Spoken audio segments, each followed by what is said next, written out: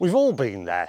We've found a really interesting location, only to realise that when we get there it's terribly difficult to photograph. Today I'm on my way to find a ruined mansion in the woods. What I think is a typical example of one of these places. In this video I'm not only going to reveal the location of this interesting spot, I'm also going to share with you my tips for photographing those really interesting locations that are really difficult to photograph. Let's go and have an explore.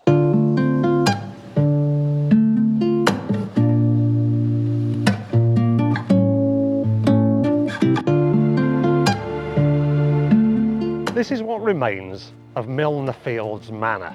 It was once the home of Sir Titus Salt, a pioneer of the industrial village.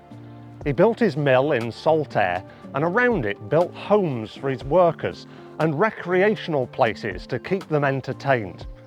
He was a great believer in the fact that a happy workforce was a productive workforce. In fact, he was so invested in this utopian idea of society, he built his own grand manor house 3 miles upwind of the smelly industry and the plebs that lived there. Although this would have been seen as an ideal place to live, after a series of deaths in the family in quick succession, it soon became clear that they weren't going to be able to sustain this vast estate. Indeed, many people believed that the house itself was cursed. This all led to its abandonment. Watch my step. And it lay in a state of disrepair for many decades, until finally in the 1950s it was bulldozed down to its current state. And I know what you're thinking. You're thinking, Tom, it's just a pile of rubble. How on earth are you going to get any interesting photographs from that? Well, that's where the next part of the video is going to be very useful indeed.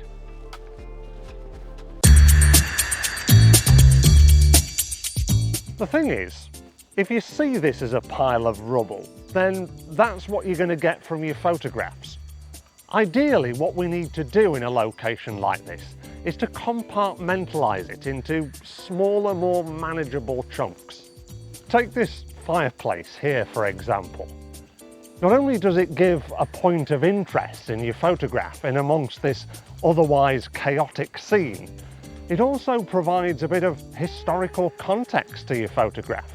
This fireplace has been here since the early 1800s when it was built. Even though everything else around it is in this state of decay, it's still standing proud. That's a really interesting little detail to pick up on. So, we've compartmentalised our pile of rubble into an interesting detail. But the next thing that we need to do is try and simplify things a little bit. Although the rest of the rubble is providing context, we don't want it to take over the photograph and draw the eye away from the main event. So, to try and simplify the scene, what I'm going to do is I'm going to drop down to a lower level, which is going to project this subject of the fireplace up in the photograph. Then, with a reasonably wide-angle lens on my camera, I'm going to get quite close, so I'm filling the frame with the subject.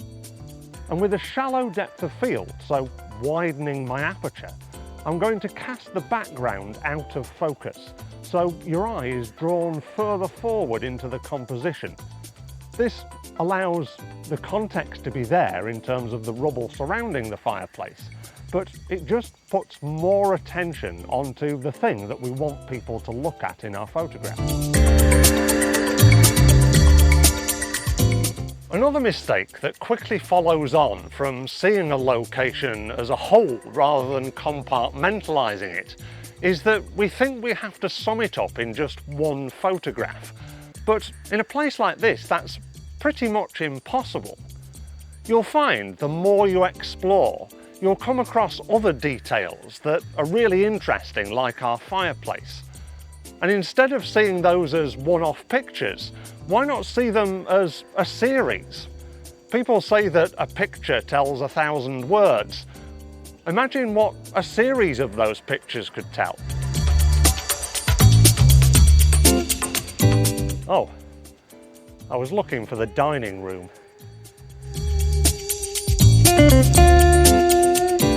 If you're creating a series of photographs, then ideally you need to make them look similar to each other.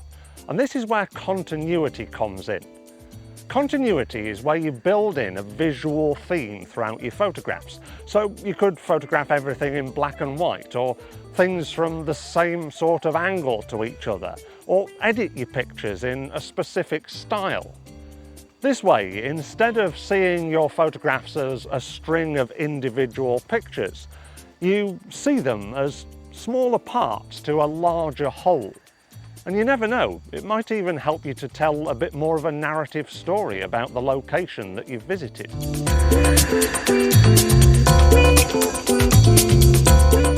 If you really want to make your photographs interesting, then it really helps to ask yourself the question, what do I want people to get out of my photographs when they look at them? Today, I've decided to come here on a reasonably overcast summer's day. Firstly, because I like the way that the greenery looks like nature's reclaiming this site. And secondly, the overcast nature just subdues the mood of my photographs a bit more. If I came on a bright sunny day, then people might think, oh, it's the sort of place I can go and pull up a deck chair and sunbathe. But remember, this mansion was meant to be cursed, so I want to pull a little bit of that atmosphere into my shots. So, by not seeing this location as a vast pile of rubble that's impossible to photograph, I've compartmentalised it into interesting, more manageable chunks. I've tried to simplify my compositions so it doesn't look too messy and all over the place. Instead of thinking about trying to sum it up in one picture, I've created a series of photographs that work together with a continuous visual theme. And I've also asked myself what I want people to get out of my photographs when they look at them, so I can bring a bit more of a narrative into the series that I've created. By the way, if you're looking for the dining room, it's not down there either. So next time you find a fascinating location but struggle to make good photographs there, then bear in mind what I've shared with you in this video, and I guarantee you'll be making interesting photographs of it in no time. If you've enjoyed this video, then please give it a like and make sure that you subscribe to the Yorkshire Photo Walks YouTube channel if you've not done so already. If you want to learn more about making photographs in a series and do a little mini project, then why not check out this video next? Until the next video, I'm going in search of that dining room because I still haven't found it yet. But thanks for watching, and if I do find it, I'll hopefully see you again very soon. Bye for now.